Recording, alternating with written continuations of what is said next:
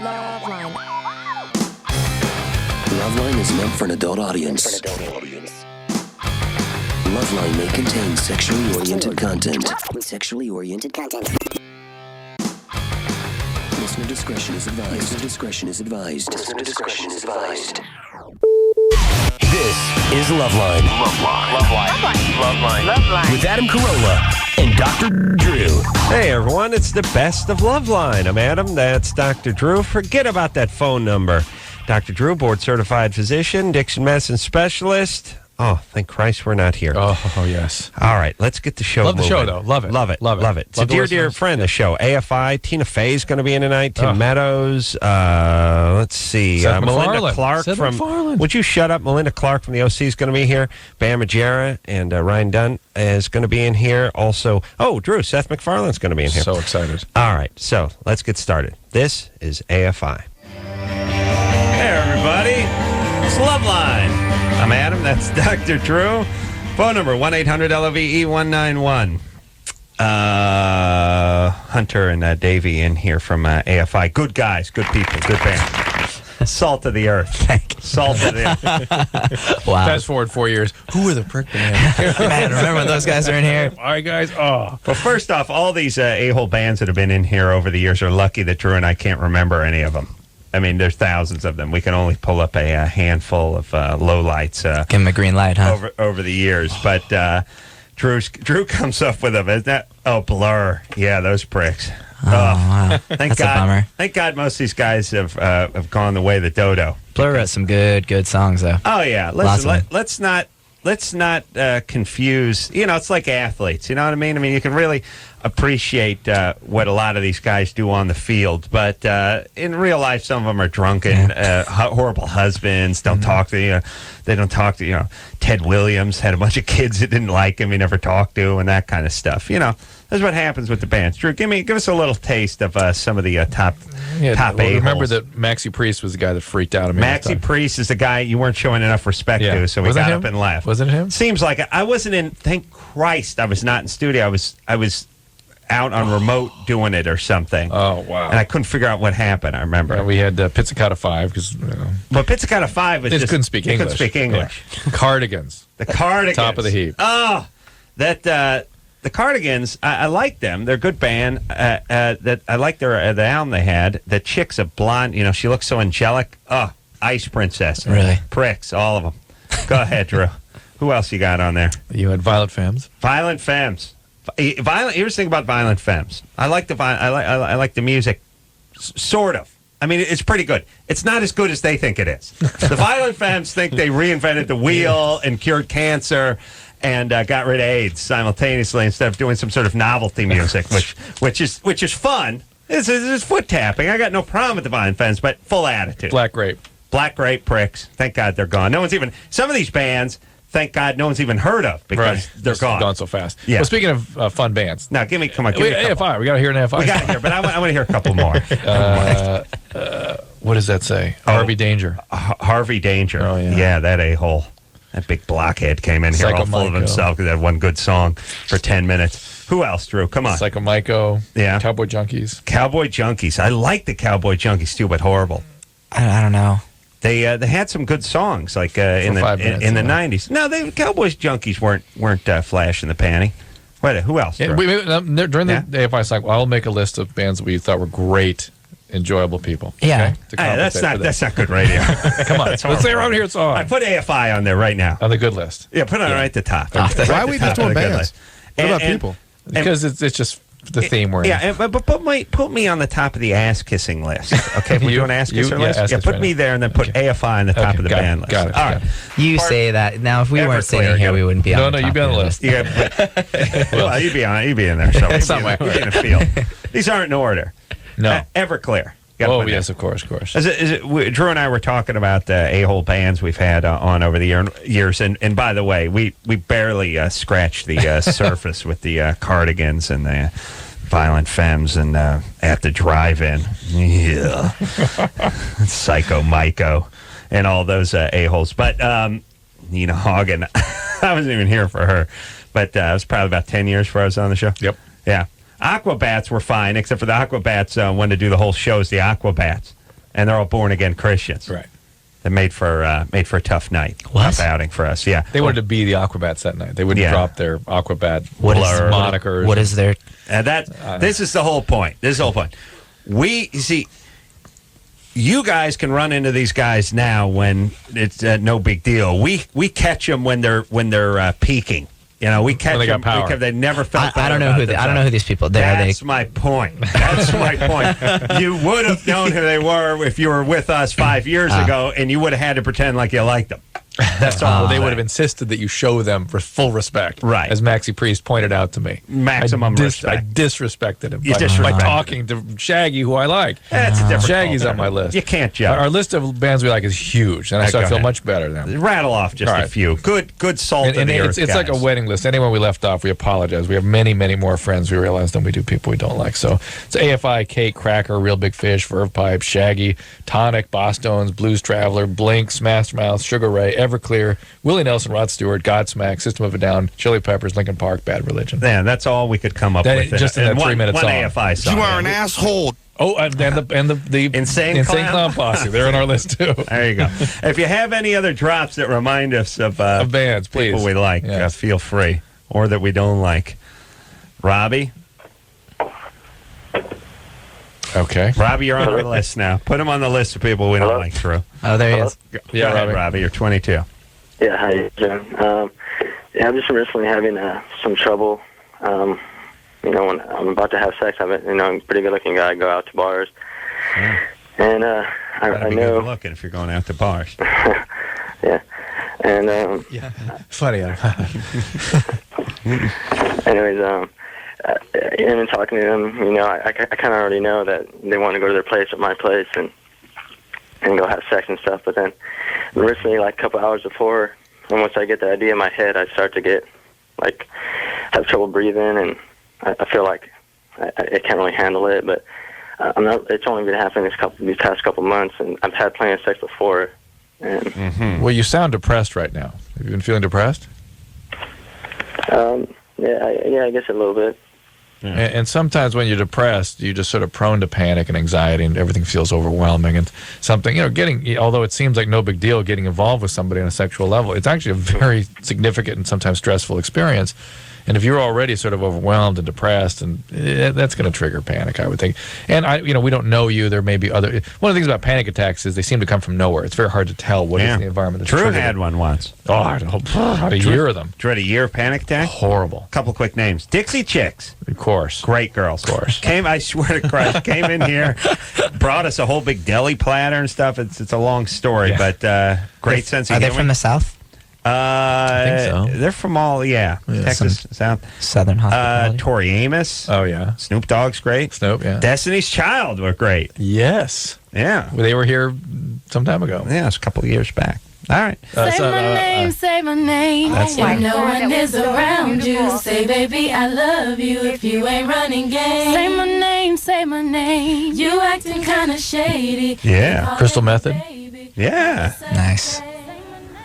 Glad to hear that. Sounds pretty good. That was me and Hunter that busted into that one. Oh, yeah. So you guys know Destiny's Child's work better than they do. 3-part harmony, amazing that two of us. 311. 311, yeah. Yeah, we love sound 311. All right. Like I said, it keeps going and going. Yeah, all right. Good. I feel much better about ourselves. We're not negative. No. I'm a little angry at these other bands. Yeah, but they deserve it. The point is, it's not like we're negative. You're being honest. It's not like we're negative. We hate people coming in here. Being We realistic. like a lot of people coming in here. Yeah. I'm going to see the guy from Harvey Danger. He's going to be, he's going to spit my Chamba juice. He's going to be behind the counter. I'm going to get the protein smoothie. He's going to shoot a snot rocket into it. Yes, what's going to happen? All right. Where are we going, Drew? So, what's happening? Anyway, Robbie, one of the things you could maybe do is get a real relationship going. That might help you with your mood. It might help some of the panic and things. So maybe settle down with the bar scene. If you're doing drugs and alcohol, it's going to make things worse. Too. Yeah. This is a good time. So, Brianna? Yeah. You're 15? Yeah. You have a hair question for Davey? Yeah. All right. Yeah. Let's go, Rihanna. Go ahead. A hair question. Hi, Davey. Hi, Rihanna. Hi. Oh my gosh, I'm so sorry. I'm like shaking right now. You understand? Breathe. Okay. Breathe. Me and my two friends are like the biggest fans in the whole world. Like, You don't understand. Like, we talk about you every day. No, Brandon, we do understand. Thank you. We got it. That's really nice. We appreciate it. Yeah, I'm sorry. I'm like shaking right now. You're It's okay. like the greatest band. Everyone, all of you, like put in an equal amount of effort. I love you guys so much. Thank you. But sorry, I have to say that. I was wondering, your hair, Davey, is like so sexy. I can't handle it sometimes. But what do you do? How do you do it? Yeah, because I over-condition. Oh, wait a minute. I never shower. That's right. Honestly, How do you do How do you do that? honestly, I don't do too much. And I was this close to asking. I know Drew has been for a couple hours now. I was afraid to ask. Well, guys, I deep condition every once in a while. Hold not that often. on, slow down. Okay. Deep. Deep And do you do like a hot oil or? If necessary, but rarely. I try to keep it up so I don't have to do the hot oil. For Adam, that would be a shower. Deep conditioning. Yes. Do you trim it often? I should trim it more often, but I don't. Because you get split ends, you get flyaway. Yeah, it breaks off. My but, hair, I feel, is so much more manageable after. Because, and I got that oily T-zone. I got the combination skin. Oh, I'm me too. a mess. Me too. I'm a mess. All right, so a deep condition. Every once in a while, but I really don't do too much to it. Lately, I've been trying to keep it out of dreadlocks because it likes to dread up. So that's my latest Now, thing. how do you get the dread? How do you get it funkified for the dreadlocks? How do you go to dreads or away from dreads? To it. Like, do you have to not shower? You don't. It's not the showering; it's the brushing. Like if I don't brush my hair out, when I brush my hair out, it actually looks like it does right now, which is 100 really strokes bad. a night, it's like right? really big. So if you brush it out, it keeps the dreads out. But with your hair, if you just didn't brush it and grew it out, it would dread up. And how do you get rid of the dreads once you got them? You can't. I mean, you just cut it off. If they dread up a little bit, like when mine dreads up a little bit, you can kind of brush through them. But if they're actually full dreads, you can't. You got to cut them off. I think my hair holds in smell more than other hair too. It's like again, if you showered. Yeah, but Drew, look at your hair. Yeah, it's nothing. It's like you got a couple. You got like an eyebrow and a half of mine worth of hair on there. Look at that. I can feel. Look at that. I can feel my scalp. No, my hair is like I'm wearing a helmet. Yeah, I get it. Yeah, it really smells like a beer in an ashtray. It's a curse, though, right? I mean, having big, thick hair. Oh my God, it's rough. It's all right now, but it was a disaster in 1978. My God. Everyone looked like Leif Garrett. I just looked like I had a helmet on my head. Everyone with their everyone that crazy Sean Cassidy hair and all this, all that feathering, all that Farrah Fawcett beach. All that beach hair, remember that, Drew? Yes. That weird Brillo head trying to part it to the side. Looked like Danny Bonaducci from the Partridge Family. Remember that? Like, there's nothing worse than when a guy with really nappy, thick hair attempts to put a part in it. And comb it over. Oh, it's rough. Use a pomade or something? They didn't even... Yeah. This speaks volumes about how little you know about the 70s. Pomade existed in the 70s. Right, you weren't allowed to use that, though. You had to dry your hair straight. Dippity do or something. No. Dry. Remember, Adam. Wait. They had something called the dry look. The dry. Do you remember look. that? Yeah, I remember that. The wet head is dead. Yes. The wet head is dead. The dry look is dead. The Vitalis or something. Yes. The wet head is dead. And you know it worked because the hot model chick was couldn't keep her hand out of the guy's friggin' head. What a strange chick coming over rubbing your head like it's some sort of good luck stone or something. But listen, let me just tell you about the pain. Let me just tell you about all you kids out there. First off, no internet, and no TiVo, none of this. That goes without saying. No VCRs. No porn. We had no access to porn. It didn't exist. It didn't exist. You couldn't look at Reels. anything. Yeah. You had to have a movie studio if you wanted to show Get porn. one from the fourth grade classroom or something. Right? Look, put it this way: your parents, you wanted to look at some porn moving. Your parents, they didn't have to leave for work; they had to leave the country. You go to a movie but they'd be theater. gone for like 6 months. You'd have to go to a movie theater, and you couldn't get in. Yeah, you'd break in. Yeah, you have to sneak into a porn theater and sit there with 70 other idiots. But all right, let's not go into the porn. Here's the thing.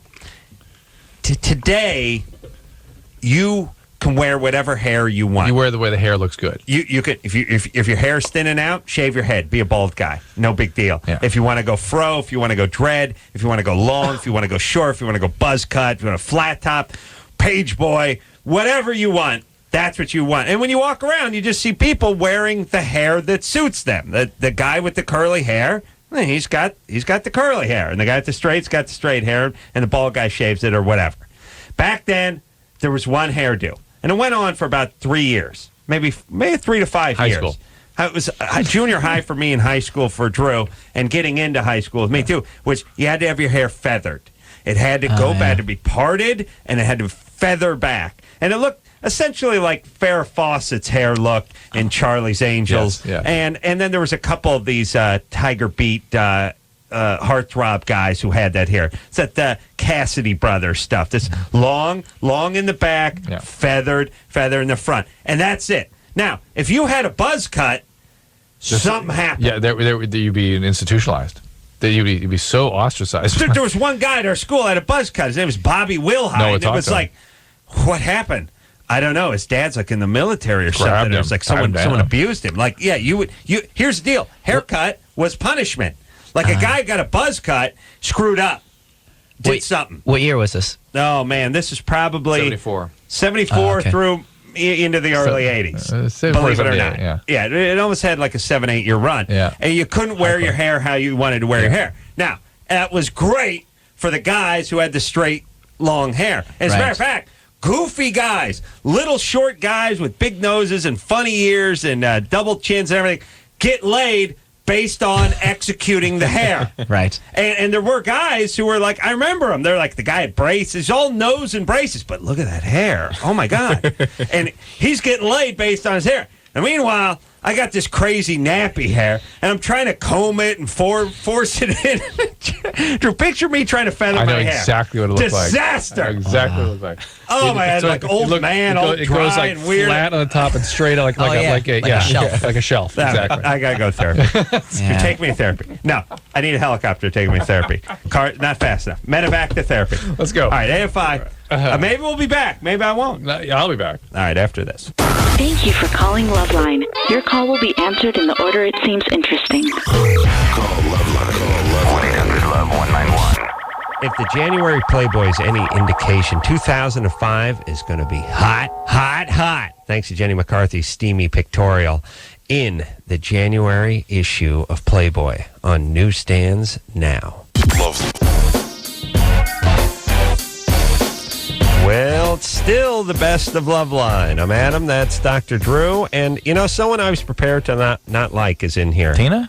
Yeah, I was. It was awesome. Because she's attractive and she's smart and she's so talented. She's talented. And I was like, all right, I'm not going to like her. But you know what she did? Remember what she did? Started with a big fat compliment for the ace man. And all of a sudden, it's always good. Turned to butter. In her warm hands. Jello. Yeah. I hadn't even seen Mean Girls when they came up here yet, and they were very unassuming and very kind. And you loved it. One of your favorite films of the year. Yes, it was. And also a guy who we've had in here before is a great guy and a real talent, Tim Meadows. So please enjoy Tina Fey and Tim Meadows.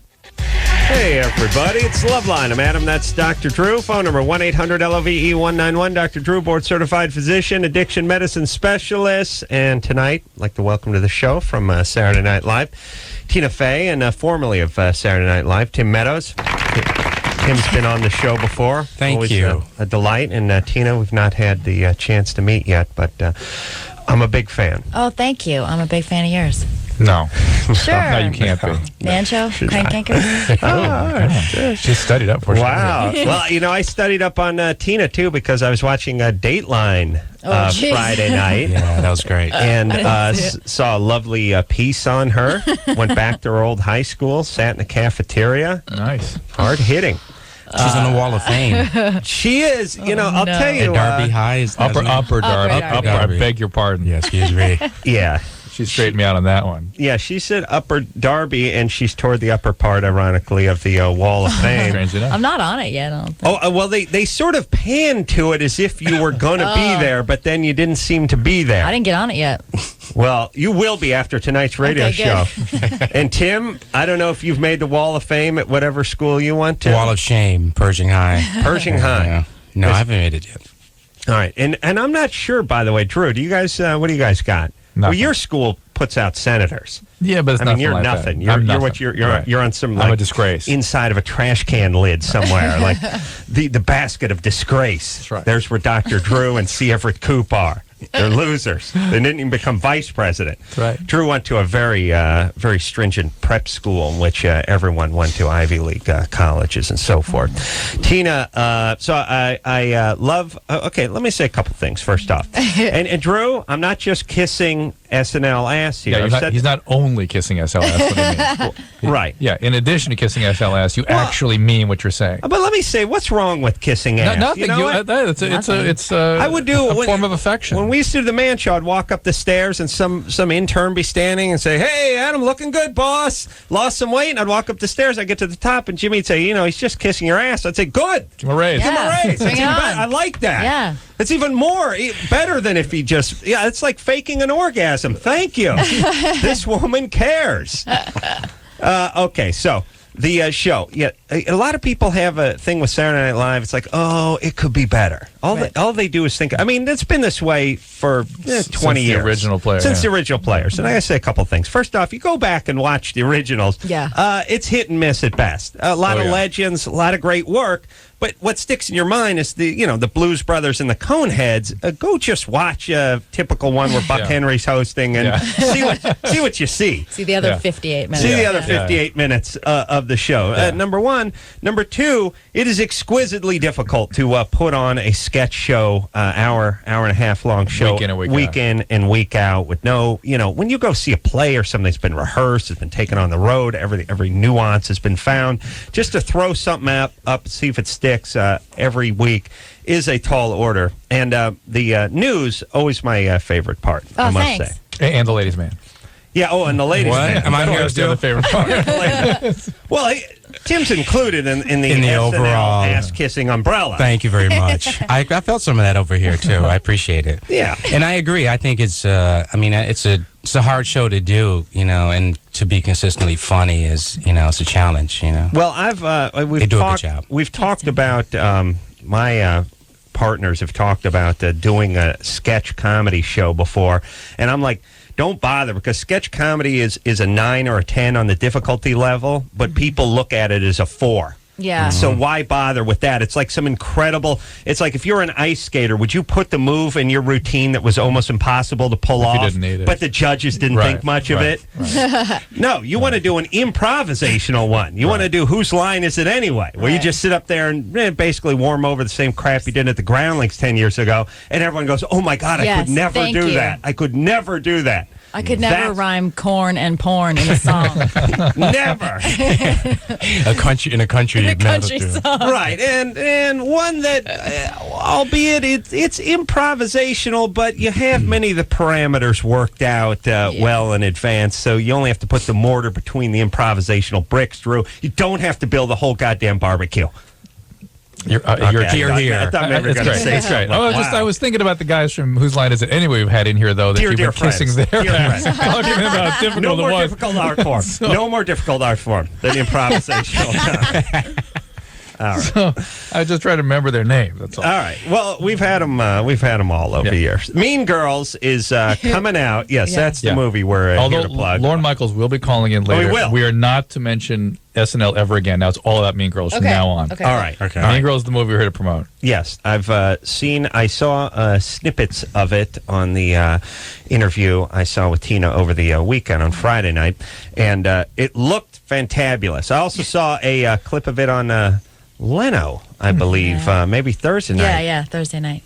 This close to stalking you, baby. You're really Your getting a lot of you. is picking me up automatically, isn't it? Yeah. So Deeply human female characteristic. Yeah, this is a female What thing. is that? I'll tell you what. They've studied this in other primate systems. They have, and female chimpanzees behave precisely the same way. In fact, they will gather the group together and literally turn their back on the one that they're shunning. They have a shunning behavior. Yeah, that's what it is. It's shunning. It's monkey behavior. Well, it's nice, isn't it? Yeah. It's good. Yeah, I don't know what guys do, but it's more equivalent to the need of the nuts than it is the actual clandestine. It's either in some sort of athletic, jousting, right, or you can go kick their ass, try to kill them, right, one or the other, right. Whereas women are much more. Oh, Subtle. I think women look at women as the competition. Yeah.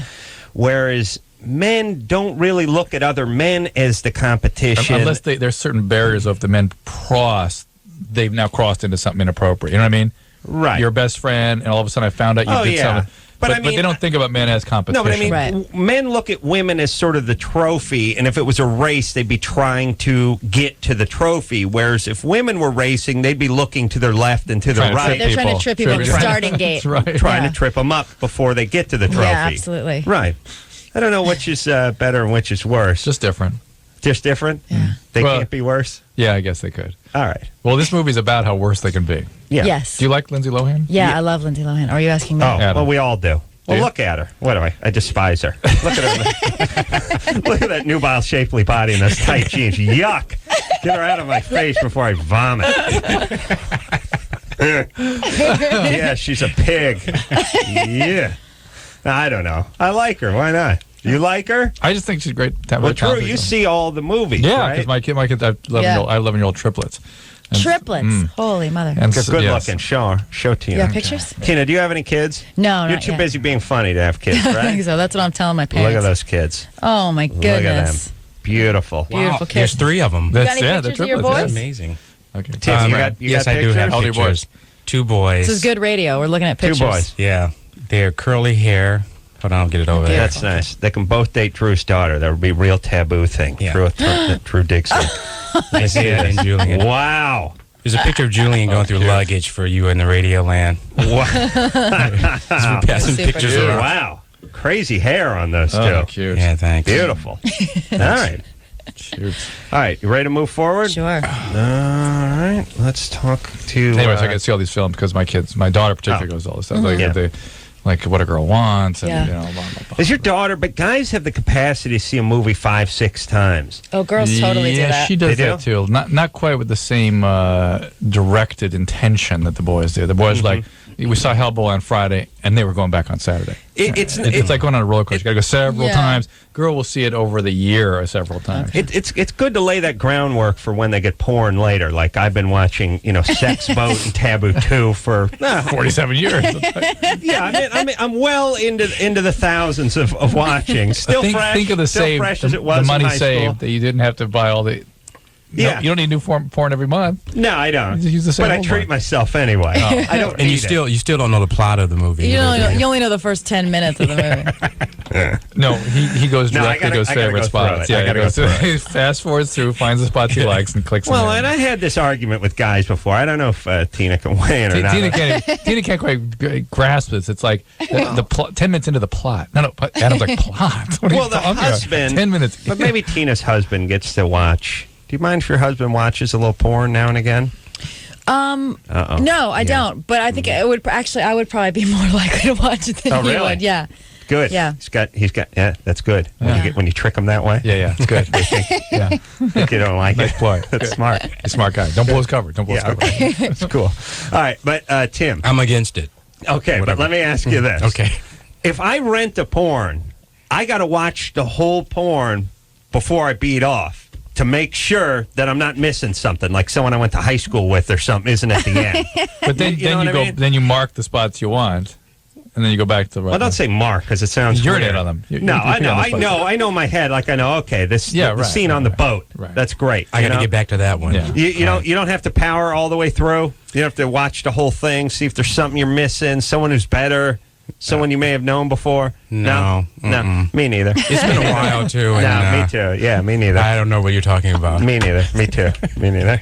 I remember we watched them with friends. Like, you ever sit in a room with a bunch of guys, like in college? Yes. That's the most uncomfortable sort of like, you sort of just look around and it's like, well, I think I'm going to go eat or what are you something. going to do? Yeah, it's really. Yeah, it can get uncomfortable. Yes, Drew? Yeah. True. Well, here's the thing, too, though. I don't know. Tim, Drew, me, we're all somewhere in the same age group, which is, it's not like everyone had a VCR and a stack of porn in their room. It was like, if you're lucky, you knew someone who had one that was sort of in the den, and if you wanted to watch it, well, so did 8 other guys, and it was sort of a novelty. I remember my junior or senior year of college, they had a public viewing of Deep Throat. They put Really? because it was so novelty, and literally 400 students showed up to watch this thing on a Betamax, little TV in the psychology department's lecture hall. Really? Did you go? Yeah. Yeah. Yeah. How did you hang in? And I didn't watch that much of it. It was not the most desirable experience. Right. But you went home and of course. Yes. Thank you. But it holds up the story. Over years. Yeah, Even today, it still rings true. Yes. Clitoris, where her uvula would be, or something, right? Genius. Cinematic genius. Triumph, I tell you. Keith? It's such a commentary, a puckish satire of contemporary mores. Absolutely. Just like the Titanic of porn. Keith? Hey, guys. You're 25. What's up? Hey, Adam, Dr. Drew, Tim, and Tina. How are you? Hey, how's it going? I'm hearing a lot of great buzz about Mean Girls. I'm hearing Heathers of the 21st Century. Thanks. Wow. Very excited to see it. I got a couple SNL questions for you, Tina, if that's okay. Okay. First of all, Janet Jackson on a couple weeks ago, she was on Letterman and very hesitant to talk about anything about the incident. And on Saturday Night Live, she seemed to be able to joke about it a little bit. Was it tough to write for her? Was she restrictive at all? No, she was really cool. She, she let us try anything we wanted at read through, and then we kind of figured out what would be best for the actual show from there. But obviously, she was fine joking about her wardrobe malfunction and stuff. Yeah. Hey, Keith? Yeah. That's enough. It reminds me of something, though. Adam's got to talk. I use our callers like Post-its. I like it. Remind you to say something. They say milk. Yeah. But I'll go to the market and then get some other stuff, too, If people come on the show that are a little tight-lipped on, when they're sitting across from Letterman or Kimmel or Leno or something like that, but then they come on the show and they sort of openly mock themselves. Yeah. And I'm wondering, do you think they feel like they're playing a character in a play almost, even if it has their name on it? Yeah, maybe it's because it's rehearsed for a couple days, they feel like they're in control of it more than like if you say something on a talk show, you don't know how it's going to come out. Because some of the stuff, like there'd be no follow on too. I'm sorry. Right? Yeah, right. Yeah. As I saw her on Letterman, and Letterman was asking the kind of questions you'd ask if she was on your show. Yeah. And she was pretty tight-lipped about it. And I've seen this with a lot of celebrities. So immediately come on the show and start poking fun at themselves and or making fun of other celebrities. Like, they're playing Courtney Love. Right. Normally this is sort of a town where you'd be scared that Courtney Love would then, hit you El Capone style with a guitar, for making fun of her. Yeah. If anyone was going to bring back the El Kabong, it'd be Courtney. I think it would be Courtney, right? Yeah. Well, you got to go acoustic if you're going El Kabong. It doesn't work with electric guitar. You need something to crack over someone's head. She needs a little Lone Ranger band across her eyes. Yeah. This is the best of LoveLine, and we'll be right back with Tina Fey and Tim Meadows. Thank you for calling LoveLine. Your call will be answered in the order it seems interesting. Call LoveLine. Call 1-800-LOVE-191. Thanks to Jenny McCarthy and her steamy pictorial, January will no longer officially be known as the coldest month of the year. The January. Tina Fey and Tim Meadows to go. All right, let's talk to Kelsey, who's 21. Kelsey? Hello. What's happening, baby doll? I'm having some problems. All right. Hello? Yeah, we're here. Here we go. Okay. I'm having some problems. When I have intercourse, I don't have any vaginal wetness at all. Are you on a medication? Birth control, and that's it. Which birth control? Orthotricycline. That will do that sometimes. It's more common. Yeah, that's not the pill that usually does that, but I have had patients complain about that from that pill. So you may want to talk to your doctor about changing to something a little different. Is it normal? My significant other just thinks I'm not having an orgasm. I have an orgasm, but I don't have any wetness. Yeah, usually, in my experience, that's been from the progesterone in the pills that does that. The fact that you can't have you are having an orgasm? Yes, I am. Really? Why? Yeah. Why are you shaking your head? I don't know. Drew? It sounds funny. There'd be no arousal. But again, the dryness can be a lack of estrogen. You're as bad as her fiancé is, Drew. Pretty bad, huh? Hey, Kelsey? Yeah. Does he not believe you? What? He doesn't believe... Well, he just thinks that when a woman has an orgasm, there should be a puddle underneath her of wetness. No. Well, yeah, that was his last gal. Yeah, sure. Sorry, Kelsey. What about some like Astroglide? Right, something to helping out? compensate for that. Exactly. I think it's not so much. Are you getting pain or irritation during intercourse?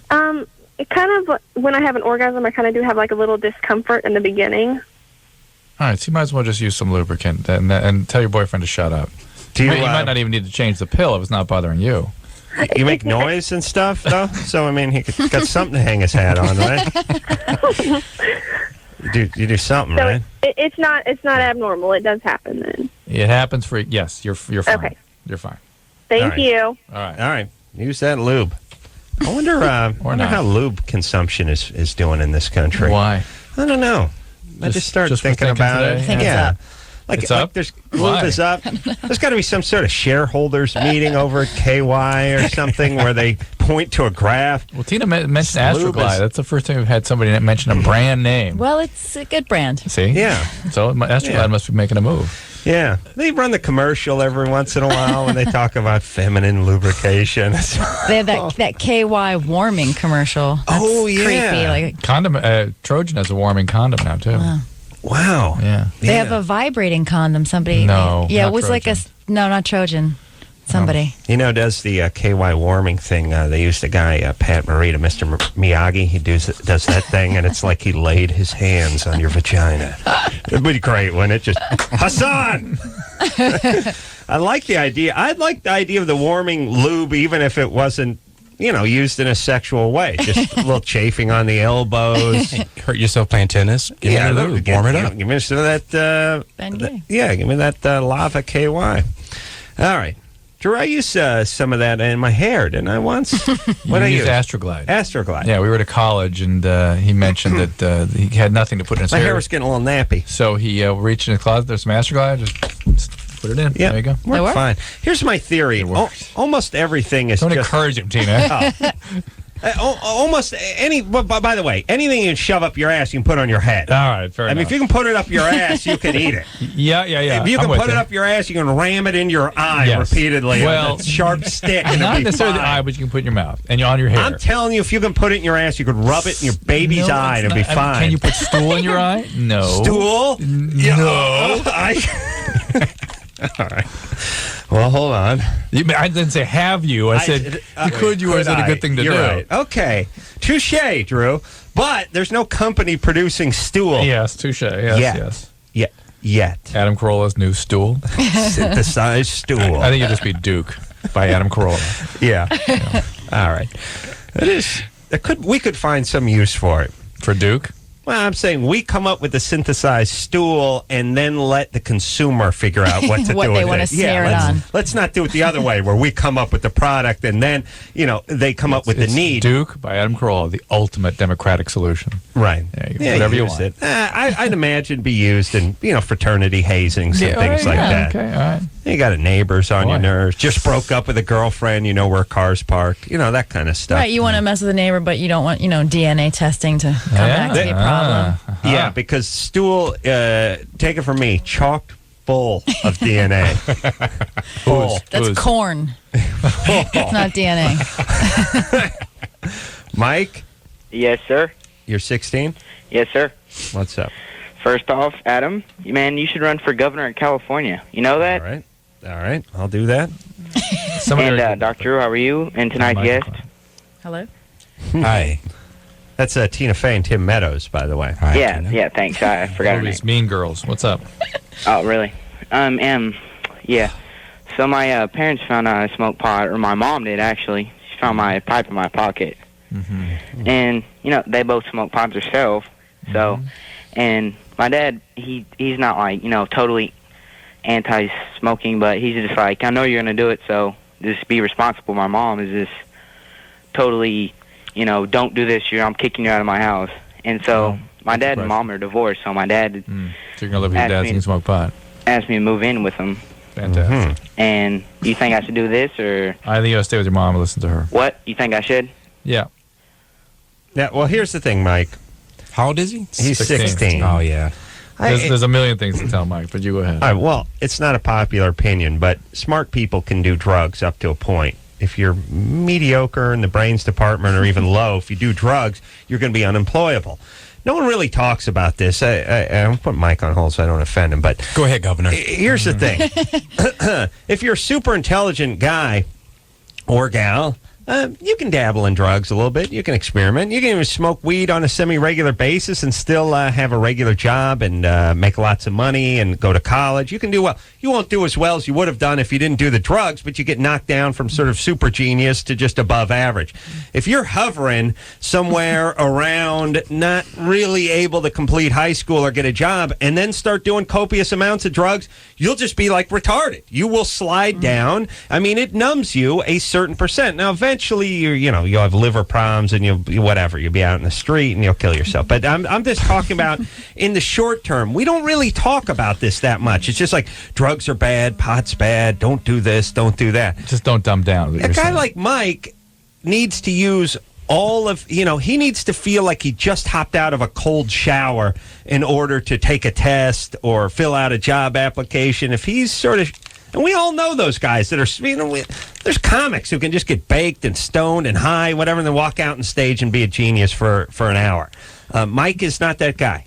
And eventually that house of cards falls too. And the thing about eventually pot under the age of 18 is there is some data that suggests it can interrupt development, emotional development. And if you are prone to addiction, Mike, marijuana can be profoundly addictive for some people. And well, first of all, Adam, I go to school baked almost every day, and I don't make bad grades. I make A's, B's, and probably a C. But here's the deal: is all that right. So you are addicted, and that's the deal, Mike. And it is a interruption of the normal developmental process. It's something you're going to be doing every day from now on. It will have great difficulty stopping.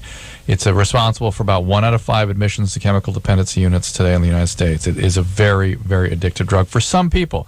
You're one of those people, and you're starting at a young enough age where it's going to have real consequences. Well, you go to school baked every day, and your parents both smoke out, so maybe you are one of those But intellectually is not so much my concern. It is really more about emotional development, and I see all addiction as what I call a bid for affect regulation, ability to control and regulate feelings.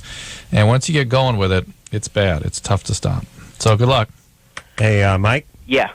All right, so I'm not sure what your plans are for the future, but I would really encourage you to ease off on the weed. And listen, I'm not uptight. I'll smoke weed if someone gives me weed. All right, let's go smoke a bowl, Adam. I'm done with no, I got to do it with like someone. Here's the thing. I got to do it with a cool person. You know what I mean? Like, you get anxious, you freak out? Yeah, I don't want to do it with someone who's less cool than I am. Otherwise, it's no fun. I see. I want someone to be cooler. You know, like Snoop Dogg or something. Yeah, like Snoop. He's done it with Snoop too many times. Oh my God, man, does that guy smoke a lot of weed? He's back at it. He's I thought Bishop Don Juan cured him. Yeah, he claimed to not do it anymore. Yeah, anytime you got a spiritual advisor cured him. Jewel-encrusted chalice, sure. He's your spiritual advisor. The big pimp? I beg your pardon. I'm sorry, it's what? Bishop Don Juan, his spiritual advisor. I have been to the bishop's house, or should I say apartment, which is not very far from here. And not many guys own a Cadillac and a Rolls Royce and live in an apartment. What the bishop does.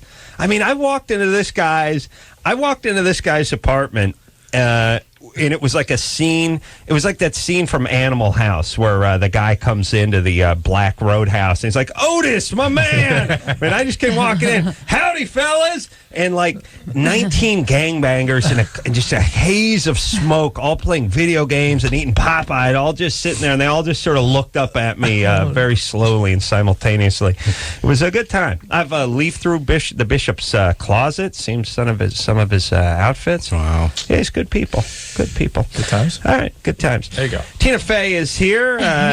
Timmy the Bishop Meadows is here tonight. So we'll take a quick break. We'll be right back. All right, guys, here's the deal. You're looking to hook up, sick of wasting time with the wrong person? One call's all you need to make. Call the Dateline. 877-889-DATE. Call the Dateline. 1-800-LOVE-191. Call LoveLine.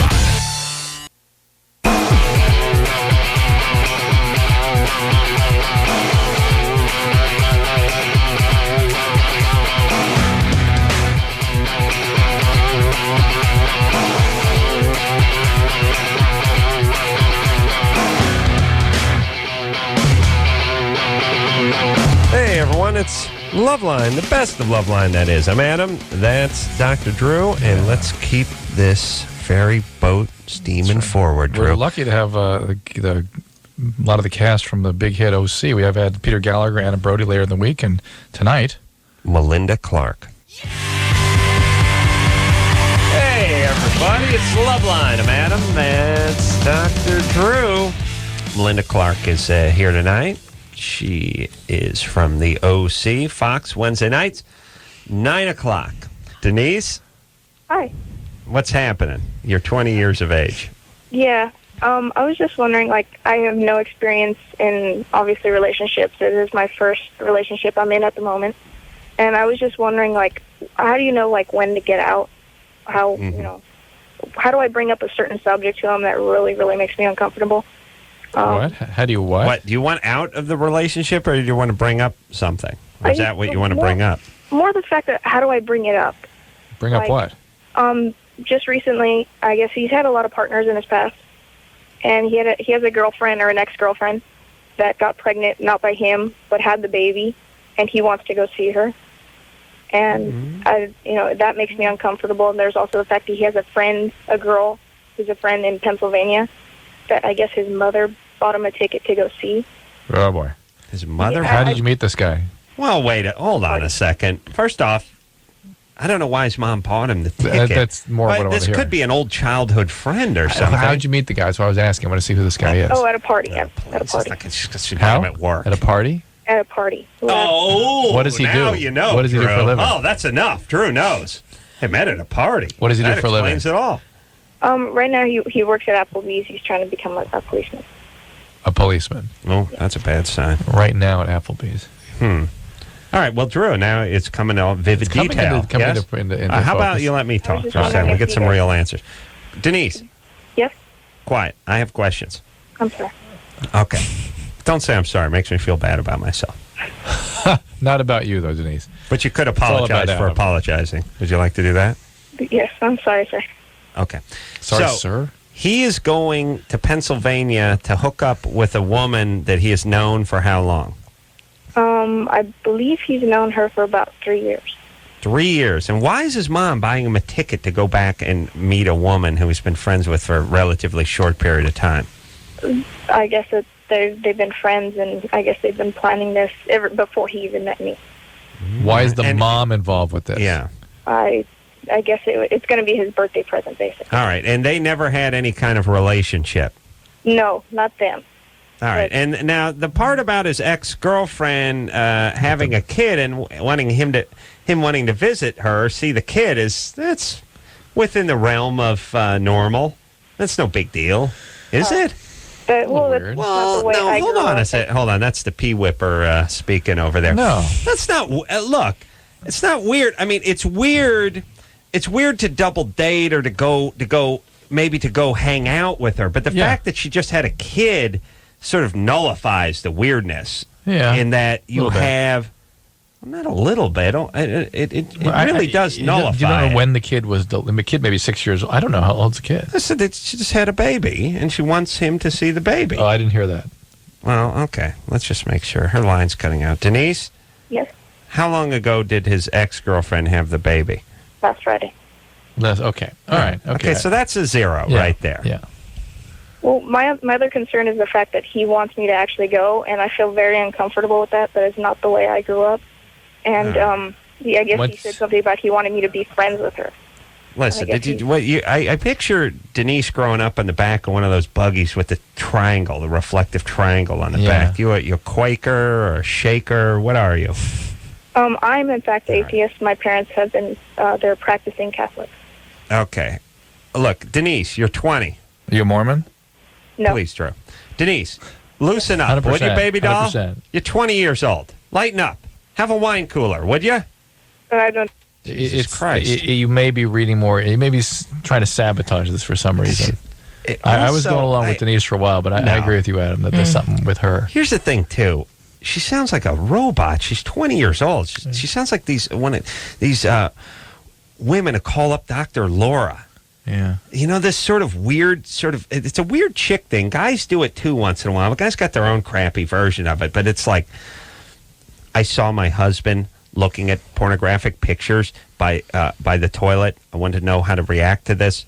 You know, it's like, Right. oh, wait, Program me, please. what happened? Oh, he was looking through Frederick's of Hollywood catalog while he was on the crapper. And these women oftentimes are in their early 20s, and you picture them. You just sort of picture them like churning butter out on the front porch by hand and wearing one of those do-rags, on their head and looking like Little House on the Prairie. It's just, you're 20. This jerk works at the Applebee's. Have a little fun, would you? He's had multiple partners before me. Yeah, it's like he is from France. I know, it's like one of the Coneheads is called in. And by the way, his numerous partners are probably like 9 chicks he had sex with before he got to you. And Denise was probably the fat chick from high school that dropped a few pounds and didn't get a lot of action. That's one of the first ways to sabotage a relationship. Be jealous about. You start going after everything. Yeah, and being uncool and being And it's just like, how uptight can you be at 20? It's like, he wants me to come with her. I'm uncomfortable with that. That sounds like somebody who's her whole life had men who betrayed her. First relationship ever, she says. Denise? But even like a Yeah. How many partners, sexual partners, has he had before you? I'm kind of a bookworm. No. How many has he had before you? I believe 8. 8. Well, I was way off. Well, 9, because I'm counting the chick in Pennsylvania was banging. We didn't tell her about. Yes, okay. Okay, 8. So listen, the point is when you've had 0 partners, if somebody had 1, they have 100% more than you. And You know what I'm saying? And what I'm getting from Denise's upbringing is very intrusive upbringing, like squashing her as a person and not letting her express any spontaneous aspects of herself. And here's the problem too. Here's, like I said, it's like on Dr. Laura. It's like they call up, and then Dr. Laura gets her panties in a bunch, and it's like, he's going to see. Well, you got to tell him. No, you got to lighten up. Just relax. Stop busting the guy's balls. I've always thought that I've always said to my husband, you got to go have a boys' night out. Go. And he was always the type that would, that's the kind of woman I want to be. Really? With. The one that, I like to talk to this guy, but I get a different story. Yeah. You think?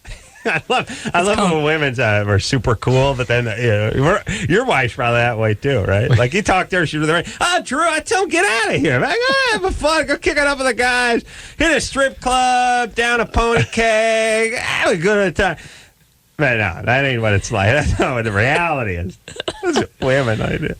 Yeah, guys don't do that though. We don't have like that cool off. I told my woman, "Hey, you want to blow a couple of strangers? Do what you got to do. Do what you got to do. I'm cool that way. It's all cool. We don't do that." That's exactly what I told him too. Go blow a couple of strangers. Go ahead, honey. So you're cool. You don't mind him going out having a good time, as long as he doesn't go to strip clubs. Well, I don't mind that either. Oh, really? Yeah. How about a lap dance? I don't mind that either. I actually like them. You like what? What do you like? What do you like? Huh? Lap dances are great. That's cool? Sure. All right. Yeah, you don't mind. He's not that kind of guy, though, right? No, he's not. He's not. At least he can't let on to the fact that he might be. I like when the guys. I like when Drew does this. I like the guy I like the most is not the guy who says he doesn't like the lap dance. The guy's confused by it. So how does this work? So you pay, and then the young lady minces about on your lap. I don't understand. That's the part. That's the best way to do it. Like you just pure ignorance. Like, no, literally, Drew doesn't know. I don't know. No. It's been that long. No, it's got the word lap and dance in it. What could it be? Yeah, but I have no idea. How does this hands on your work? lap and I don't understand your ways. Drew doesn't know what goes on. Now we were talking about some details about what goes on. There's no way you could go to a strip club. Yes? No way. All right. Well, Melinda, me and your husband. Yeah, we'll go. I'm just talking about me and your husband. Yeah, okay. I'll find out what goes on over there. Oh yeah. Okay, Yeah. give him a call. Yeah, because this guy could be. He could be one of those guys who wants to go to the champagne room. You know what I mean? Uh-huh. Guy brings his own lube. Oh yeah. You know what I'm saying? Yeah. Okay. Yeah. All right, I'll get to the bottom of it. Okay, we should. All right, me and him go down to Thirsties in Van Nuys or something like that. Bob's Classy Lady. Oh, God. That's the place. When you say Bob's Classy Lady, and it's on Sepulveda out in Van Nuys, really? Very classy. There's some good ones out there in the valley. Thomas? Yeah, hey. Hey, you're 17. What's up? Hey, before I ask my question to Melinda, I had a question for Drew. Mm-hmm. True? Yeah. Yeah. Okay, sorry. Well, like, I've been sick for a while. Like, I guess, like, 2 weeks. I've been hoarse, but I don't really feel sick. So I was wondering, like, is smoking pot bad for that? Yes. I kind of figured that. And if you're smoking pot every day, you will get chronic bronchitis eventually. Not every day, no way. But somebody told me that drinking makes you sicker if you're already sick. Is that true? Well, that's actually a pretty complicated question, but yes, it can suppress your immune function. Well, but look, here's the reality. People don't talk about it that much, but it's 17. Do whatever you want to yourself. Well, it's not gonna. If you're sick, you're gonna be sick for as long as the sickness lasts. Yeah, that's about it. I mean, look, you rest up and drink some fluids. Well, the hoarseness is upper airway congestion up in your trachea and laryngeal area. And so inhalers, that sort of thing can be useful. Right.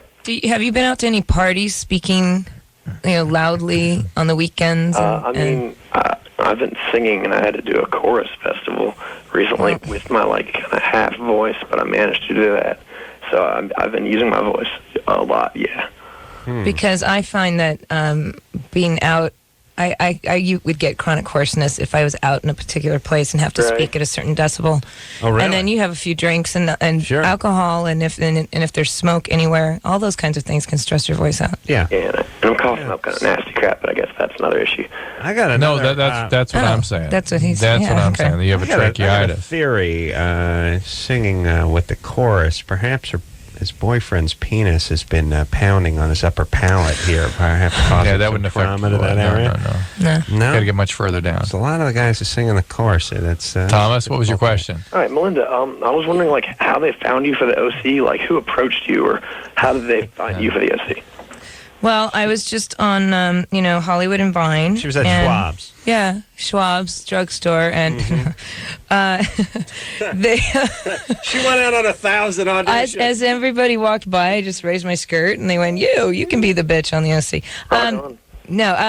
There's this time of year, there's something called pilot season, and we go on, and during that time, there's hundreds of TV shows, and they ask you to come in and read for the parts, and the producers actually knew who I was because Mick G, our producer, had done a show called Fastlane. I had auditioned for that, and were you in Fastlane? No, I didn't get the role. Oh, but he remembered you from a good audition. Yeah, and it's just one of those things that worked out well, and they offered me the role, and the role wasn't originally as large as it is now. I don't think they knew what they were going to do with it, but they liked I guess what I was doing, and they liked the potential for the character, so it became more.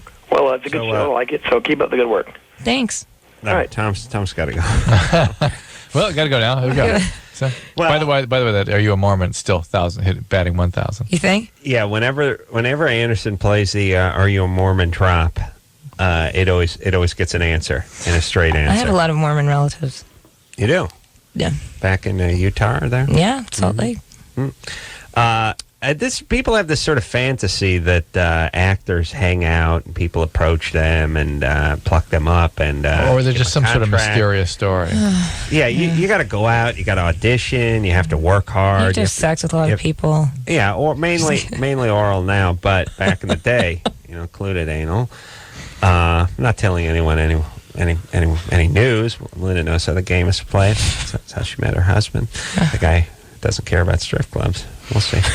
Here's the point. I remember when we had Jeremy Piven in here, and Jeremy Piven has been in every single movie ever made, and he really has. I mean, he's in every second movie, and I said to him, how do you get in every single movie ever made? And he's like, he was very earnest, very about serious, the whole thing. very serious. That's when I realized we couldn't hang, because I thought, here's a guy who works hard, and I don't need that. Yeah. He's like, I get the script, I study the script, I learn the script, I become comfortable with the material, I get off script, and I go in and I blow them away. And I start thinking, after you've been in 178 movies in the last 4 years, do you really got to go in and people are let's have Piven read this. I wonder what his take on it. Hey, he's John Cusack's buddy. Yeah, and just close your eyes. You know how Piven. I can picture. I could hear Piven doing this. Anything that any actor's ever done, I can. I've seen him in 1,000 movies. Yeah, just show him you're real. Yeah. But the point is he said, I know Melinda's a huge fan. He said that he busts his chops and goes in and he's real serious about it and everything. And I'm just saying, if a guy who's been in 5,000 movies in the last 12 months, that should be enough. Should do that. It's not nowadays. Everybody has to audition for everything, even if you're a celebrity. Thus, that is why Adam is not on film or on television. That's right. Because he will not audition. Oh. And I think that's one of the most difficult process. It's a medium you have to become proficient in, and it's never ever easy. Hasn't worked out well for me. Really? No. Have you done a few Here's what sitcom auditions? No. Or comedies for You film? won't do any. Not interested in doing any of that. But I had a couple things. First, feather in my cap, have had casting agents back when I was with William Morris call William Morris and complain that I was abusive. I thought, how many actors get the phone call back to the agent saying the guy was verbally abusive? But here's the whole thing. Casting agents are right down there with publicists in terms of just horrible, wretched. It's like meter maid, Nazi henchman, a publicist, casting agent. They're all just retards and idiots. I mean, they're idiots. They're worse than publicists in their own sort of way. They're pompous, too. They're hugely pompous. They seem to be able to create roles. They're idiots, please. And so the thing is I've had a couple of good episodes. One is you sit down, sometimes they do that, what makes you think you can act? No, really? Yeah, I have got that before. And the other thing they do is they tell you to get there at 5, and they tell everyone to get there at 5, and then everyone just sits around, and I go around the room. What time do they tell you at 5? What about you? 5? What about you? 5? And it's like, well, where? Well, it's 5:30. Yeah. Where is the guy? And they're in the back eating. You can hear them laughing through the thing. So a couple good things. I leave all the time. I always leave, and when you leave, they freak out. They're like, why did he leave? And it's like, because you said it was going to be at 5, and it's now 5:30, and no one came out, and I just said, if no one comes out in a half hour, I'm leaving. Oh, you got to get back. No way. But I've had a couple of good ones. One is the verbally abusive one. Most of us are just trying to kiss ass. Yeah, they love that. The other one that was good is got a call back and didn't go, because that was the one where they said, It was a one line. It was like one line. And that's the other thing. Here's the other thing about casting agents. They call everyone back hundreds of times. If you're bar patron number 5 in Melrose Place, where all you have to do is hold your empty beer mug up at the end of the bar, they want to see you 6 times. These poor guys got to get people to cover. They're all waiters and cocktail waitresses and all this. They got to get people to cover for them while they drive across town and audition 2, 3, and 4 times for the same idiot who already saw him for the same nothing role. So they said, come back and do it again. And I said, I was already there. And they said, yeah, I know, but come back again. Mm-hmm. And then I said, look, you want to see me do it again? I said, yeah. I said, close your eyes and picture me doing it the first goddamn time I was there. And they're like, huh? What? Was this the abusive call? Yeah. No, that was another one. But listen, these are idiots. Who cares? Let's take these people and publicists and just ball them, just put them in a huge ball and just throw them in the ocean. So we have a better society. You know what I mean? A handful of attorneys. Weren't you going to launch people in some sort of what do they call that device from casting it? Another time I tried to get everyone to leave a casting call too. Like there was me and about 10 other people there, and the people never showed up. So we just started yelling. I just started yelling, "Let's do a mutiny! Let's all go! I'll buy everyone ice cream." Right. They wouldn't do it. Yeah, of course. Actors are spineless. Yeah, we are. I thought it would be nice to be able to be verbally abusive to the ones that are abusive to you. All right, so abuse next time you go out on an audition. Yeah, right. And they never. Okay. Melinda Clarke is here. Don't get me started, Drew. I won't. We'll from the OC. We'll take a quick break. We'll be right back. LoveLine will be right back. So get your problems ready. Let's go.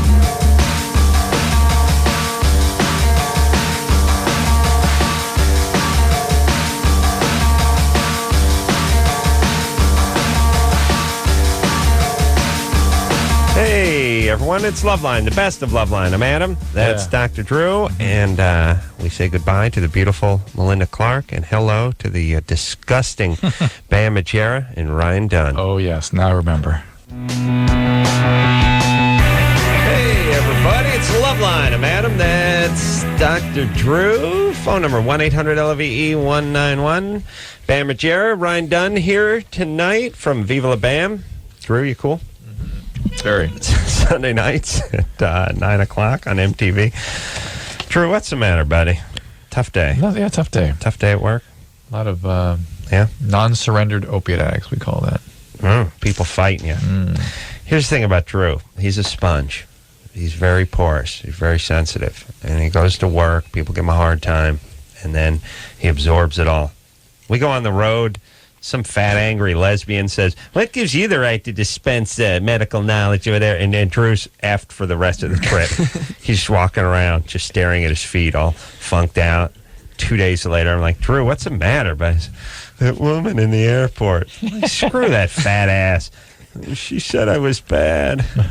Come on, buddy. Just shake it off. This business. So we got to let stuff roll off you. Got to be tough. You got to be tough. You know what? We need you to be strong, man. You know what I'm saying? I know, man. Because there are people out there that care. But do you care, man? Yeah, man. I need to know that you do. I do, man. Come on. Somebody, look, all it's going to take is one of you a-holes out there in Radio Land to call up, say you've read Drew's book, and it didn't suck. Oh, that is. If you want to send me in a spiral, I go to Amazon and just read a couple of reviews, and it's just Drew does. Oh my God! Drew, I put so much into this damn book, and people completely misread the thing, do not understand what it's about, and then just go off on those damn reviews, and I go insane. Drew, what is that? What is that? All right, why do I even go to the website and check? Well, let's talk because young Bam and Ryan should know this too, and I don't know how you guys feel about this. Give me some cashews. If you. This is Drew's medicine. Yeah. This will make him feel better. By the way, this is like cashews that somebody threw a cinder block on. I think these came out of the Egyptian temples or something. Yeah, they're pyramids. mashed. They're so old. Do you guys go on the internet and read horrible things that people say about you? I seriously don't even. I have my own website, and MTV has a website, and people post up stuff all day long. I don't even look at it just because smart. I probably looked at it a year ago, and dude, it's just a bunch of haters. They just sign on just to talk crap because they know that you're never going to be able to find out who they are. Yes. So they just go there and just. I love the people that give hate mail and go, now would you say hi to me on the air? And then keep going. I'm gonna keep doing this until you say hi to me. No way. Yep. No way. Right, yes. That's right. Yes. And look, here's the thing.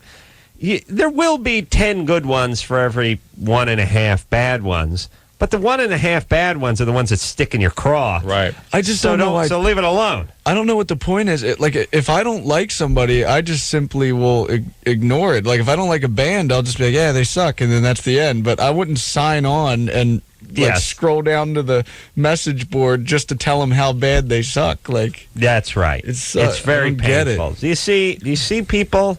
These are men, flesh and blood, no different than you. I don't have that problem. Nobody knows who I am in the first place. So Ryan has his chickens, and that's where he seeks solace. You got my chickens. You can't bring me down. Let me tell you something about chickens. They don't judge. They don't know if you're black, white. I think they may know if you're Mexican, though. I'm not sure. Why? Because I got a feeling about that. Because the Mexicans eat so many chickens, I think they're scared of Mexicans. It's all that pollo gordo and pollo loco. No, they're afraid of pigs with hatchets. Well, that's also too. The Mexicans, when they, the butcher shops actually have pictures of the pigs, the drawings, chasing with a hatchet, chasing with the big chef's hat on. Big chef.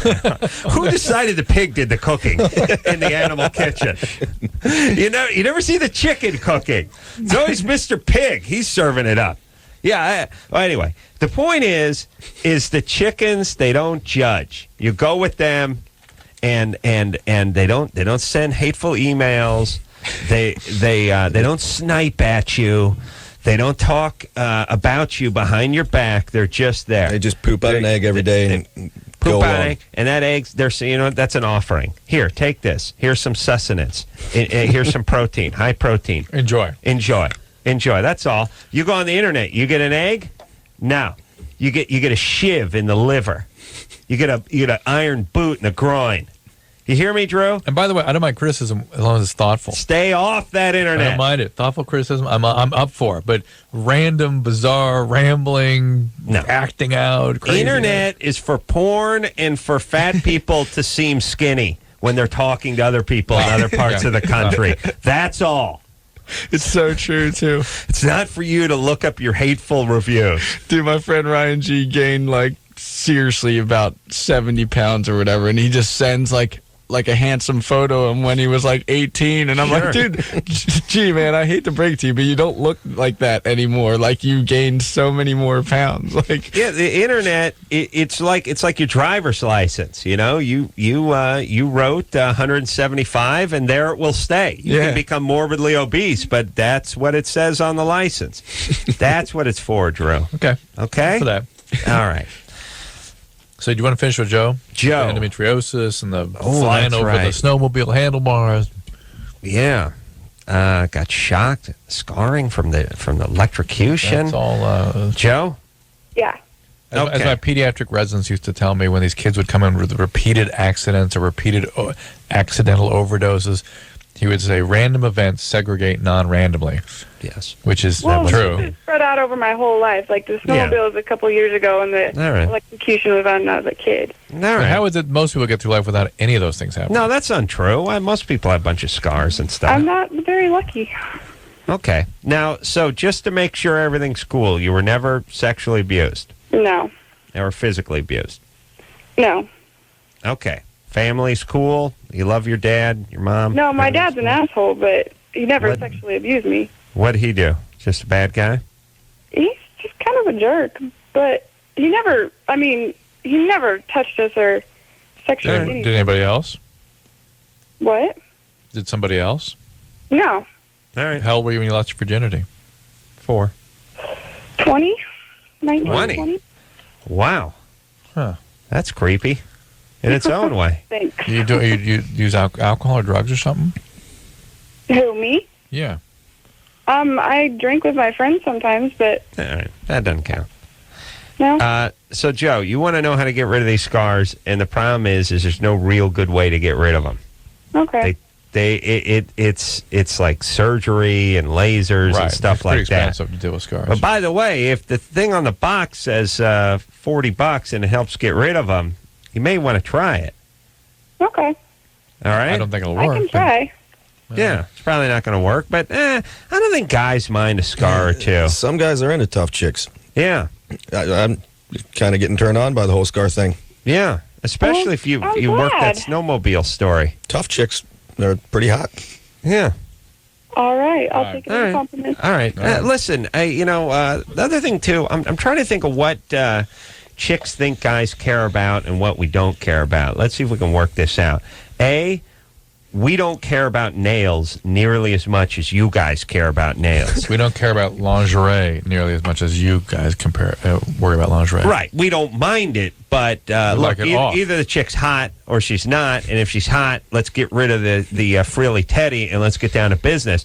And the nails thing, forget you it. guys are painting unicorns on there and stuff. Nice. That's fat chicks. They're just trying to distract you. That's smoke and mirrors. They're trying to get you to focus on their hand, which is the only part that's not fat. That's all it is. The fatter the chick, the more time goes into the nails. Let's face it. All right, so we don't care about nails. We don't care that much about lingerie. There's a lot of things you guys waste a lot of time with. You F up your hair by screwing with it too much. All the different, the different colors and the weaves and the perms and all that. So we don't need any of that either. But things we don't care about that you think we do really care about is stuff like stretch marks. Not that big a deal. I mean, look, if a girl's covered head to toe with stretch marks, maybe that's something. I know something they wear. But you get that little, they worry like hell about their right this part of their thigh, the bottom part. That's where it all goes. Yeah, but guys don't even know what they're talking about. They're like, what? Right? Yeah, that's no. Yeah, I mean, look, you don't want it to look like a cobblestone road down there, but you don't care. You chicks worry too much about the stretch marks, and by the way, even scars. Some women will have a little something, a scar, and they fell off the rocking horse and whacked their eyebrow or something. It's not that big a deal. Yeah, I think they're confident about it. I'd be psyched on it. If they're just like, I like it. That's what happened. Yeah. Here's what you chicks need to do. You stay in shape. Put a smile on your face, huh? That's what we like. Show some enthusiasm. So a little enthusiasm. Someone's eager to please. That's it. Yeah. And then all the crazy tats and piercings and stuff like that. It's okay, but we don't need that either. We need you thin. What about shoes? And good we to don't go. care about shoes, really. We don't care about shoes. That's all they think about is shoes. We don't care. Yeah, they act like guys care about shoes, and they're like, we're going to be impressed. Like, hey, this chick was a mess, but did you see her shoes? We never get there. We never I'm going to marry her. But no, we never. Our eyes never get down to the shoe part. No, they never get there. We don't even. You listen. Your feet are just a platform to hold your boobs up. That's what I say. That's just a pedestal. I don't care what's going on with your feet. I don't care if you got bunions. I don't care if you got gorilla toes. It's something about our biology. Our eyes won't even don't. Not interested. You're on to the next person. Never get below the vagina. And then your eyes go somewhere else if they don't like what it sees. You know what I'm saying? That's right. To the shoes. Yeah. We're not going. Oh man, look at that big hook nose and those. She got that weird fang tooth and oh man, the saggy boobs and the beer gut. Ooh. Look at those pumps. Products. Oh, wow. Shoes. Well, it takes a big man to admit when he's wrong. Hello. Yeah, no, we don't care. We don't care about all the crap you guys care about. I don't know who That's the point. They care about stuff to assume that your brain works the same. It doesn't. Oh, and then the purse. We don't care about the purse. We probably don't care about smells as much as they do either. No. They care about my smells, but I don't care about theirs. Yeah, we don't care about that. Yeah, but they're busy with the perfume. You know another thing we don't really care about? We don't care about jewelry. Oh, I mean, look, just a couple little hoops in the earring, maybe a chain or something. Good enough. A ring. We don't need anything much. We don't care. We don't need big chandeliers dangling from the ears or anything. Preferably not. Yeah, there's sort of the less is more with the jewelry in general, wouldn't you say? I don't get the whole flowers thing either. Like when you're at a restaurant and there's a girl that walks by with flowers. I know, that's uncomfortable. But then you got to carry them around, like. Yeah. You know, the chick has to carry them around all day. We don't have a flower section of our brain. And talk about extortion. I know. That chick comes by. And by the way, what kind of restaurant owner's letting that vermin in the door, that bloodsucker, extortionist with a basket who comes around? Flowers? And you're like, you got to go like, no thanks. Yeah. It look like an a-hole. And it's tough. Or even if you go for them, it's you go through that awkward thing. No, you don't have to. No, let me do it. No. Sorry. Yeah. Why? No, we don't have to. Well, that would be nice. I'd love flowers. Oh, come on. Yeah. Here's $10 just to go away and don't come back. Yeah. Well, by the way, who lets people? And by the way, where's our thing? Where's our dude who comes around like TiVo? Yeah. He's VCRs. Maybe he's peddling like. Armor All or something we could use to detail our car with or something, you know, just we could walk by with porn. Imagine that. Yeah. DVD. Yeah. Taboo 3. Yeah. Anything. Yeah. Where's our person that peddles crap? Use something. Leatherman. Ooh, nice. Honey, thank you. That'd be nice. Knives. All right, a knife. Yeah, a nice buck knife. Yeah, where's something for us? Even some cool sunglasses or something. Or maybe just one of those Mexican marionette puppets or something we could play with, you know? Cool novelty stuff, like some kind of... The finger lick. The finger... the Russian, the Chinese finger trap thing. Or good. Yeah, or caps so we could, pull snaps. Some blanks or some poppers or how about some amyl nitrate or something? That one. Yeah, for the gays. Smoke bombs. Something. Where's our stuff? All right, let's take a little break. We'll be right back. LoveLine. We'll be right back.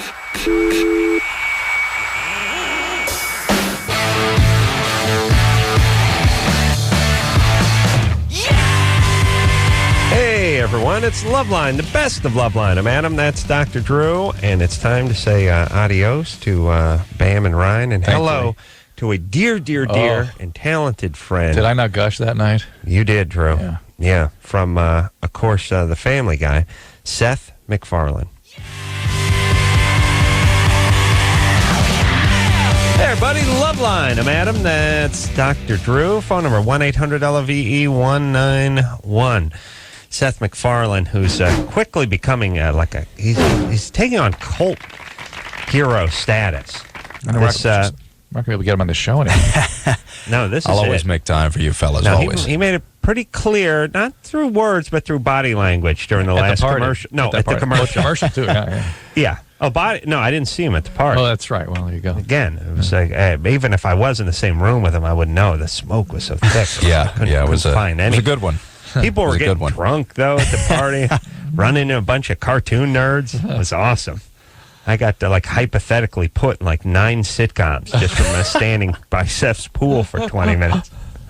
You want to ask me how many of them worked out, by the way? But, everyone's a fan. Huge fan. Big fan. That's great. Big fan. Unacceptable. Great.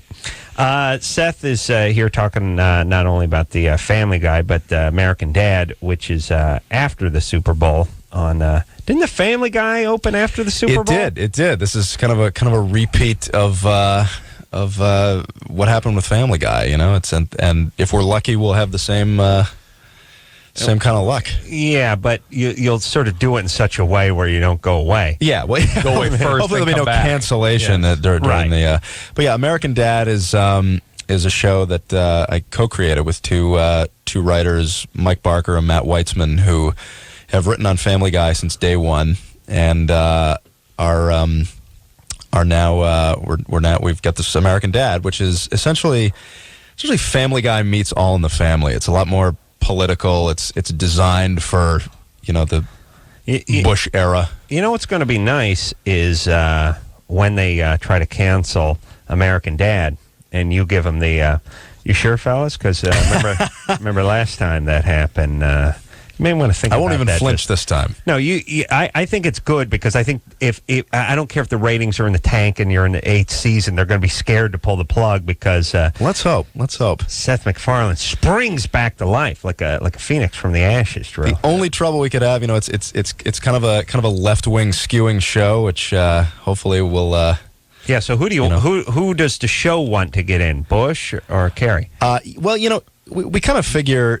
If Bush wins, it I suppose creatively makes the show work a little better on some level. If Bush loses, the country wins. So right. So you have like a bit of a foil. I mean, it's just better. Yeah, it's better comedy. It's better comedy. Yeah, Meathead from All in the Family. I've just lost all subtlety with that. Complain about Nixon. Yeah. Please don't vote for that man. Please.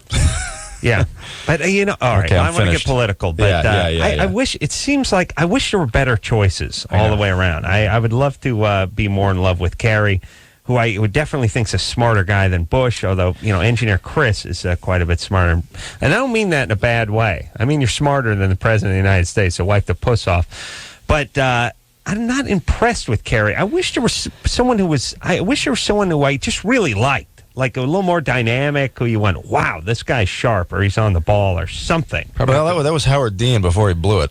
Yeah, before he went nuts? Yeah. All right, let me say this. Speaking of politics, we forgot about this story last time Seth was in here, or maybe it didn't happen yet, that whole 9/11 thing, which I'm sure you're have spoken about many, many times, but we haven't heard it. Tell us the story. Well, I was I missed Flight 11, which was the first flight to hit the World Trade Center by about 10 minutes, and I was in Rhode Island giving a lecture at my old college, and it was a combination of a number of things. My travel agent had written, I guess, 8:15, and the flight left at 7:45 in the morning, so that set me back a little bit. Plus, I was going a little overboard on the scotch the night before. Sure, and not a problem. That yeah, I know. He's locked in his room at the party. I never saw that. I get the picture. I can admit it. You know, speak. Yeah. And so you were late for the airport. And what time? So did the flight leave on time? Did it leave at 7:45? The flight, I believe, left on time, and I got there at about 7:30. And I got to the desk, and they said, they just closed the gates. You're too late.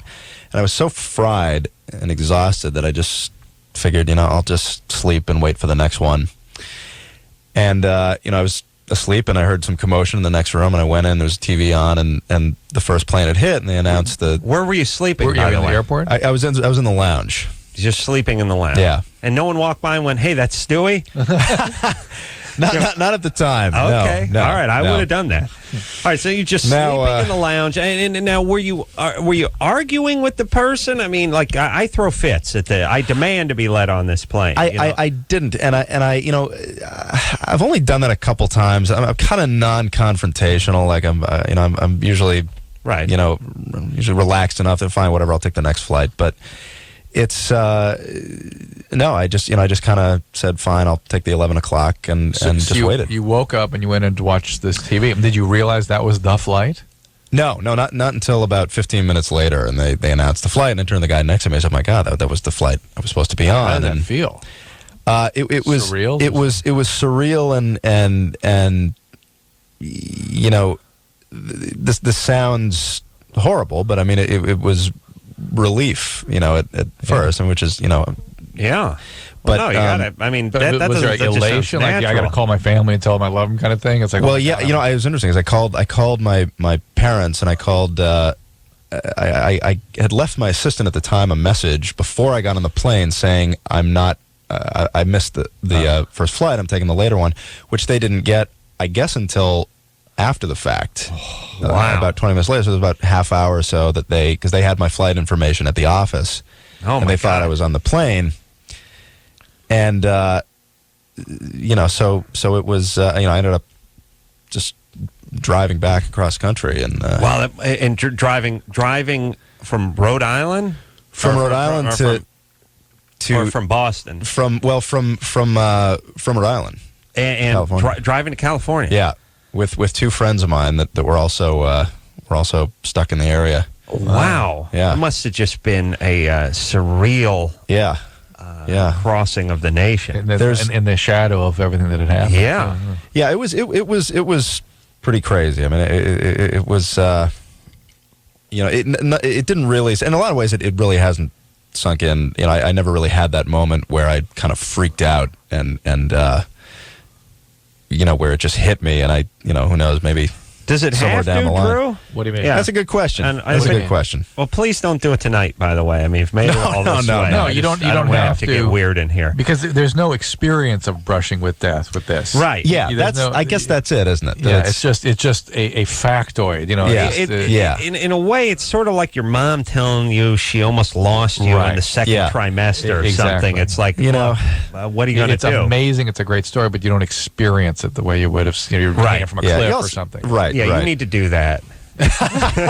Take a rock. I really need to have the bungee cord break or do something that really something to really get a sense of it. Put me in the moment. This was a decent try, but this is more hypothetical than it really was. I don't even like to take the freeway. Staring death in the face. And speaking of death, just close your eyes and listen to the here voice. We go. The here we voice go. of That's a wonderful segue. The Grim Reaper. Yeah. How could you forget? Come on, buddy. Surely it's got to be room for the hooded man in a sickle. I hear Norm Macdonald. Oh no! Wait a minute. No. Please. Oh, sorry. No, we're he's a lush. We're very happy with Adam. Yeah, we're very happy with our current. Because I'm easy. I'm easy. Yes, Look, let's face it. I'm not as talented as McDonald, but I'm easy. That's I show up on time. I do my thing. Let's take a set call. Come on, here we go. I just I'm not over the Flight 11 I know. thing. It's incredible. It makes you philosophical. Is what it makes you. It's like, hey, it's just not your. I know. It's fortunate that I am not the least bit religious because I probably. It probably would have become a monk or something. Yeah, I wouldn't be able to write comedy anymore. But. Right. Hey guys. Wow. Yeah. Was he the only one that missed the flight? I think there were. I remember reading about a few others that had also missed the flight, but I don't. Because if you're the only one, then you'd be like the chosen one. Yeah. Say, Anderson, ask that question again when you're not high. Yeah, please. I don't smoke weed. I'm not high. All right. Well, mushrooms, whatever you're on this particular Tuesday. All right. Let's. Anderson is Brian, by the way. Yeah, he is. He really is like Brian. What do you mean, Anderson? He's stocky, antisocial, but lovable, and an alcoholic. Lovable lush. Drinks, yeah, that's great. All right. Let's take a quick question for Seth. Clint. Hey, what's up? Hey, Clint. Seth, I got to say it's a pleasure to be able to talk to you. Big fan since day one, and just want to say when I found out that Family Guy was coming back on, I nearly crapped my pants. So my question for you is... That's great. On the DVDs, the special effects on them where it says that, shows you doing the double voices like, Brian and I think appear at the same time. I just want to know, what's your favorite voice to do and your favorite character and why? Well, probably the easiest one is Quagmire. The easiest one? Yeah, because there's really not, I mean, it's not like, with a character like Brian, there's you know, I guess there's a little more acting involved, but Quagmire is just, it's kind of a breeze because he's kind of one note. He's just the sex guy, and it's oh yeah, you know, there's not really a whole lot of do a little giggity. There you go. There's no intense Stanislavski preparation that goes into Quagmire, unlike the others. So on the DVD, they see you doing the voices in real time. Mm-hmm. I mean, I think there's some video footage on there. There's you mean like Stewie can be talking to Brian, and will you record that in real time? When we do our table reads, when we read the script for the network, I have to jump back and forth from voice to voice because we do it in real time. But when I record, I generally, we'll do a few takes of Stewie, then a few takes of Brian. It's easier to do it that way. One of the greatest Brian Stewie exchanges when they get high. Remember? Yeah, when they're in the Amsterdam pot bar. I love the Fantastic Voyage episode. Yes. Where Stewie goes into the sack to try to destroy the killer sperm. Yes. A lot of CGI in that episode. But if you grew up when we did, that is transforming. It's like, whoa. Yes. Horse-drawn buggies and gaslights. It was a different era. All right, I never saw that on Bullwinkle. I'm sorry, Seth, but now you have to do a little back-to-back. Yeah, I mean, you just do. It's bad radio otherwise. I could get fired. No, forgot. I'll try and switch midline. All right. I tell you, Adam, what am I, some kind of barking seal? There you go. Peter to Stewie, right there. Wow. Mid-syllable. All right, we're going to take a little break. Seth MacFarlane is in studio tonight. Seth Green has worked nonstop since he began in the business. I made Seth Green read his bio. as Chris. As Chris. That's great. It's precious. It really is. It's big, God bless the man. The guy got started when he was a zygote, so it took him like 3 hours to just get to the teenage years. He was in Radio Days. One of my favorite movies, and I can't really enjoy it anymore because now all I can see is Seth Green. Yeah, he was young Woody Allen in Radio Days. Is that right? Yeah. One of the more underrated, or I shouldn't say underrated, but sort of cast aside Woody Allen efforts. Yeah. Is that great when he movie. grows up under the roller coaster? Yeah, Coney Island. Yeah. We'll take a quick break. We'll be right back after this. All right, guys, here's the deal. Looking to hook up? Call the Dateline. Sick of wasting time with the wrong person? Call the Dateline. One call's all you need to make. Call the Dateline. 1-877-889-DATE. If you need help, call LoveLine. 1-800-LOVE-191.